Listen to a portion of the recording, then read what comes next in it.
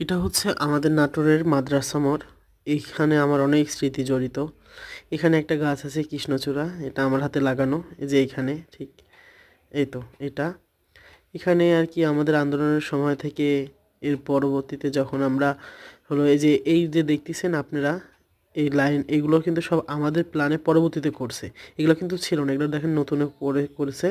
আমরা যখন ট্রাফিকের কাজ করি তখন এগুলো প্ল্যান করছিলাম আমরা। এই যে এই পর্যন্ত, আর এখান থেকে এই যে এই জায়গাটা থেকে আগে থেকেই ছিল, কিন্তু যেটা কোনো ট্রাফিকেও মানতই না। কিন্তু আমরা যখন 5ই আগস্টের পর থেকে, আন্দোলনের পর থেকে আর কি ট্রাফিকের দায়িত্বটা যখন আমরা নিয়েছিলাম নাটোরবাসীর, তখন আমরা ওই জিনিসটা আমরা সুন্দরভাবে সমাধান করছিলাম, এবং যা পরবর্তীতে সহজ একটা সুন্দরভাবে সেটা বাস্তবায়ন করে। এবং এটা আমাদের নাটোরের শহর, প্রায় অনেকটা সুন্দর শহর, আমাদের প্রাণের শহর নাটোর।